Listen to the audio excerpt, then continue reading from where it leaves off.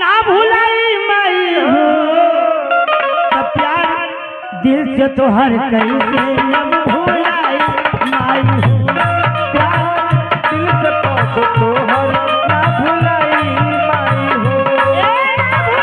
माई हो ना भुलाई माई हो तब प्यार दिल से तो हर कैसे अब भुलाई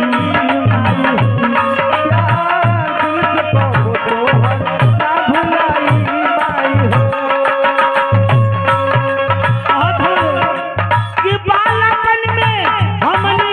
कष्ट उठवलू हो कितना कष्ट उठवलू हो बालपन में हमनी खातिर कितना कष्ट उठवलू हो कितना कष्ट उठवलू और मेहनतिया मजदूरी करके हमनी के जियवलू हो हमनी के जियवलू मजदूरी करके हमनी के जियवलू हो हमनी के जियवलू खेती बाड़ी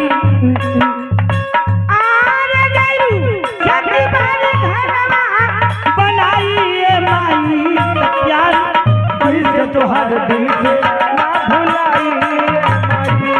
प्यार दिल से तो हर दिल से भुलाई माई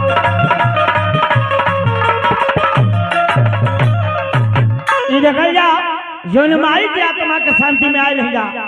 ओ माई का साहब लड़का हुआ और चोट लगने पे रोती है और माही तो ऐसी एक अदालत है जहाँ हर गुनाह माफ होती है।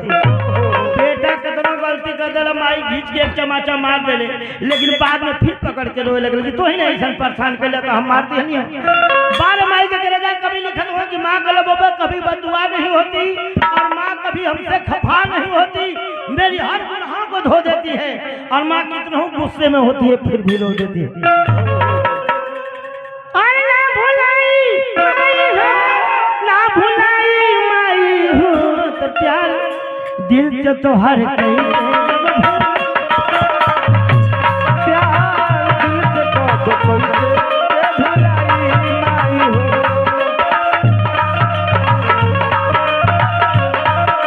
माई के गाने बोले बहादुरा कि जब जब हाई याद आई अरे माई तो सुरतिया हो माई तो सुरतिया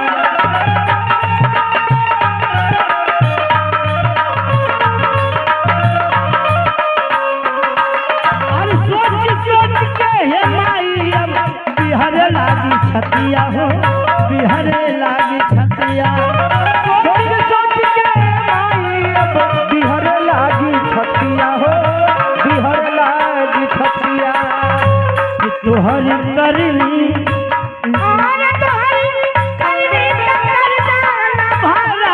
माई हो प्यार दिल से तुहर भुलाई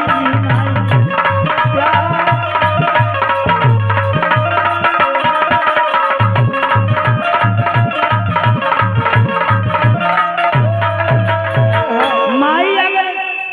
लड़का के शराब दे दे तो वो पड़ जाला मास्टर साहब कैसे देखा भैया की तरफ से फिर दोबारा पुरस्कार 20 रुपये को बहुत बहुत प्रणाम करते हैं आपके माई खिसिया के अगर शराब दे दे वो पड़ जाला ऐसे कभी लिखत हो कि माँ की बदुआ कभी खाली नहीं जाती ये बात भी भगवान से टाली नहीं जाती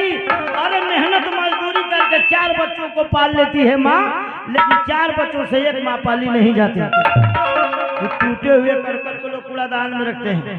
टूटे हुए करकट को लोग कूड़ादान में रखते हैं और माँ बाप को टूटे हुए दलान में रखते हैं और पूरी करते हैं अपने बीवी की फरमाइश लेकिन माँ का टूटा हुआ चश्मा नहीं बनवाते माँ कहती है कि मेरे लाल अरे मेरे बेटा अगर तू मेरा चश्मा बनवा देता तो अच्छी लगन अच्छी मुहूर्त देख सकती थी माँ कहती है अरे पगले मुझे दुनिया देखने की क्या जरूरत है अगर तू मेरा चश्मा बनवा देता तो चश्मा लगाकर तेरी सूरत देख सकती थी कोयले का बेरा हो गए तो ये हमारा डुप्लीकेट लगा देवा भोजपुरी कि छेरिया से नीक मूर्खसियावारी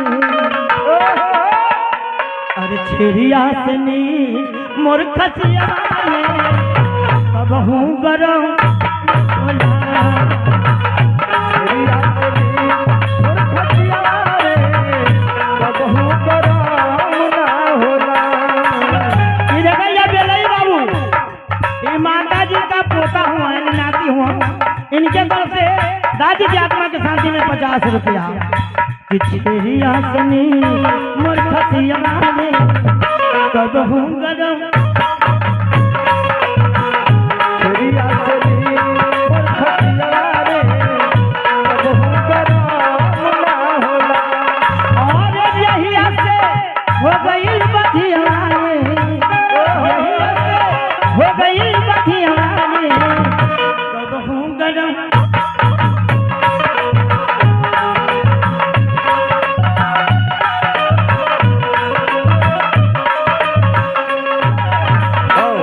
ये देखे भैया सुधे चंद शुभम लाइट हाउस 10 रुपया का पुरस्कार भैया की तरफ से। बजे मास्टर तो हमारे गईले का बेला हो गई। अच्छा तो अब हम चलते हैं, तो हम चलते हैं, अच्छा तो हम चलते हैं, अच्छा तो हम। आइए दर्शक बंधुओं, ये थे हमारे पार्टी से कमेडी एवं कलाकार। अब फिर से रंगारंग प्रोग्राम स्टार्ट होने जा रहा है।